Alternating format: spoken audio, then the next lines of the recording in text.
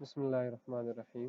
अस्सलाम वालेकुम स्टूडेंट्स। आज हमारे लेक्चर के इस सीरीज़ का तीसरा लेक्चर है हमारा इंग्लिश 101 का।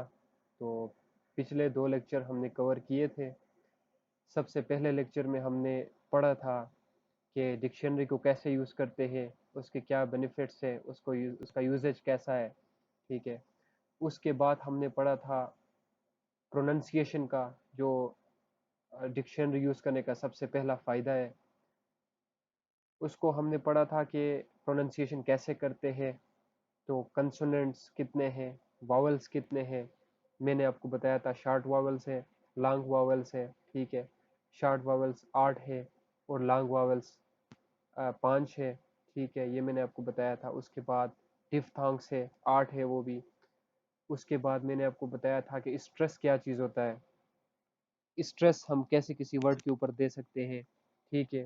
तो किसी वर्ड के ऊपर अगर कोमा सा लगा हुआ आता है तो उस वर्ड को हमने स्ट्रेस देनी होती है। जिस तरह मैंने आपको एग्जांपल दिया था कि मदर, मदर में किस चीज़ को हम स्ट्रेस करते हैं, एम को। मदर मतलब एम पे स्ट्रेस करते हैं। ठीक है। तो ये था हमारा कुछ रिवीजन पिछले लेक्चर का। तो अभी हमारा तीसरा लेक्चर है, तो इसको हम आगे देखते हैं। इस लेक्चर को पढ़ने के बाद हम क्या क्या कर सकेंगे, क्या एबिलिटीज हम में आएंगी। तो उसमें यह है कि to identify the topic of a paragraph. आपको एक पैराग्राफ दिया हुआ होगा, उसके ऊपर आपने उसको टॉपिक को आइडेंटिफाई कर सकते हैं। दूसरा ये कि एक पैराग्राफ में आप मेन आइडिया को सेलेक्ट कर सकते हैं। तीसरा ये कि उसकी जो मेन आइडिया है उसके सपोर्टिंग डिटेल कौन से है। एक तो उसकी टॉपिक हो गई पैराग्राफ की, एक उसका मेन आइडिया हो गया, और तीसरा उसका हो गया डिटेल्स उसके बारे में। ठीक है। तो सबसे पहले टॉपिक ऑफ ए पैराग्राफ। ठीक है। टॉपिक ऑफ ए पैराग्राफ में हमारे पास एक टेक्स्ट दिया हुआ है। ठीक है। आप पहले पढ़ेंगे, इसको पढ़ के उसके एंड पे आपने क्या करनी है, इसका पैराग्राफ, इसका टॉपिक सेलेक्ट करना है। चार ऑप्शन हमें दिया हुआ है। इसको जब आप सारा पढ़ेंगे तो आपको समझ आएगा कि ये प्लांट्स के स्पेसिफिकेशन के बारे में है हमारे पास। ठीक है। तो आपने इसमें से टॉपिक सेलेक्ट करना है। ठीक है। कि इसको पूरा पढ़ने के बाद आपको इन चार ऑप्शंस में से कौन सा बेस्ट इसको सूट करता है टॉपिक्स। तो जब आप इसको पढ़ेंगे तो इसमें मेनली किस बारे में है कि importance of classifying new plant species. क्योंकि ये प्लांट स्पीशीज इतने ज़्यादा हो गए हैं कि उनकी क्लासिफिकेशन ज़रूरी हो गई है। तो ये टॉपिक इस बारे में है। ठीक है। आपने इसको पूरा पढ़ना होगा, उसके बाद इनमें से सेलेक्ट करना होगा। तो ये क्या है, topic of a paragraph. Paragraph का टॉपिक सेलेक्ट करना पहला हमारा जो आउटकम था इस लेक्चर का। To identify the topic of a paragraph, ये हमने कवर कर लिया है। इसमें से हम हमारा ये ऑप्शन इसका आंसर है। ठीक है। दूसरे हमारे आउटकम की तरफ आते हैं। इसका क्या है, to select the main idea of the paragraph. के पैराग्राफ का मेन आइडिया हमने सेलेक्ट करना है। Main idea of, for example हमारे पास एक टॉपिक सेंटेंस दी हुई है, the Nile the largest river in Egypt is unique because it. अभी इससे आगे हमने इसका मेन आइडिया सेलेक्ट करना है। ठीक है। मेन आइडिया इसका क्या होगा, तो इसका मेन आइडिया हमारे पास होगा दूसरे नंबर पर। क्योंकि नील जो है वो क्या है, लार्जेस्ट रिवर इन इजिप्ट। तो ये इसकी क्या बताता है, ये इसकी यूनिकनेस बताता है, इसकी खासियत बताता है कि क्यों ये रिवर क्यों यूनिक है। तो इसका क्या ऑप्शन होगा, दूसरा ऑप्शन होगा। ठीक है। Explains why the river is unique. तो ये इस पैराग्राफ का मेन आइडिया है। ठीक है। तो दूसरा हमारा जो आउटकम था वो कंप्लीट हो गया है, to select the main idea of the paragraph. अभी चलते हैं तीसरी हमारे आउटकम की तरफ। तो ये क्या है, to recognise the details which support the main idea. ठीक है। तो इसके लिए भी हमारे पास एक टॉपिक सेंटेंस है, details which support the main idea. हमें एक टॉपिक सेंटेंस दी हुई है, deals with anxiety in a variety of ways and produces a wide range of responses। ठीक है। ये हमारे पास टॉपिक सेंटेंस है। अभी जो इसके डिटेल्स है। तो डिटेल्स में हमें मतलब 5 ऑप्शन दिए हुए हैं, उनमें से हमें एक को सिलेक्ट करना है। तो ये जितने भी हमारे पास नीचे डिटेल्स है, ये इसके क्या है, इस मेन आइडिया को सपोर्टिंग डिटेल्स है, ये इसको सपोर्ट करते हैं।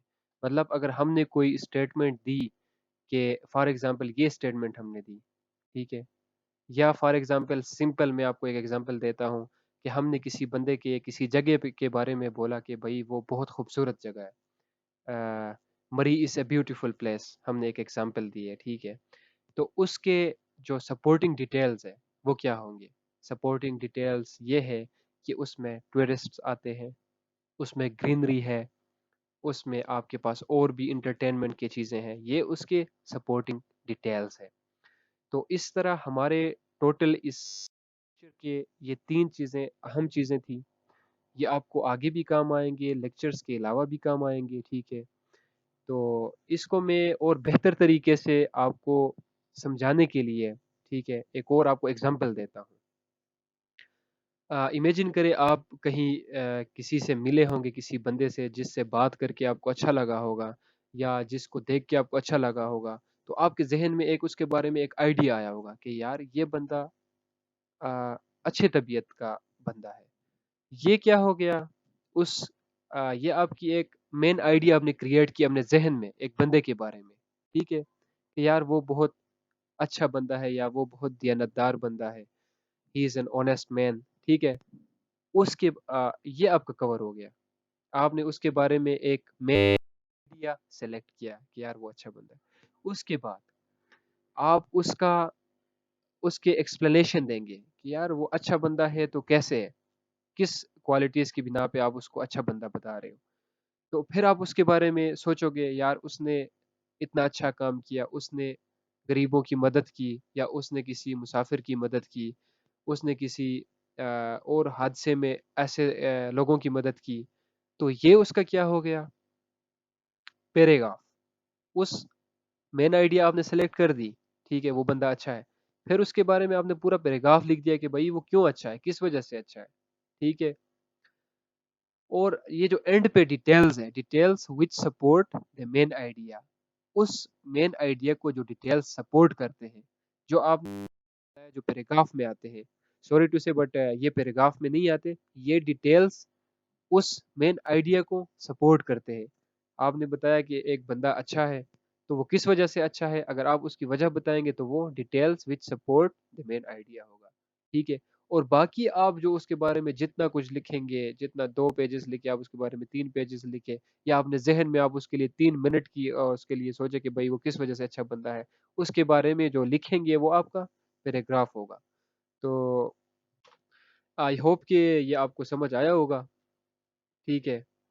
अगर ये आपको समझ नहीं आया तो इस लेक्चर को आप काइंडली दोबारा से सुने, ठीक है, दोबारा से इसको रीड आउट कर ले। हैंडआउट्स को अगर आपने रीड आउट करना है तो हैंडआउट्स भी ज़रूर, क्योंकि इनमें से एमसीक्यूज आते हैं, आपके एमसीक्यूज। बाकी जो मैंने कंसेप्ट था आपका जो, वो मैंने आपका आई होप कि क्लियर हो गया होगा कि हमारे पास एक पैराग्राफ अगर है तो उसमें से उसकी मेन आइडिया हम कैसे निकालते हैं, उसके टॉपिक हम कैसे निकालते हैं, और उसके एडिशनल जो सपोर्टिंग डिटेल्स है वो हम कैसे निकालते हैं। हैंडआउट्स में हमारे पास मैंने आपको एक टेक्स्ट का हवाला दिया था, सिर्फ ओनली दिस वन, ठीक है।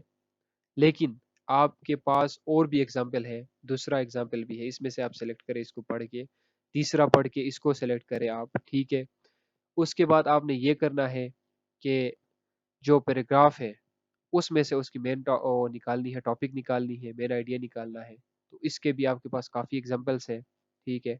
और एंड पे जाके जो सपोर्टिंग डिटेल्स है उसके भी आपके पास काफ़ी एग्जांपल्स है।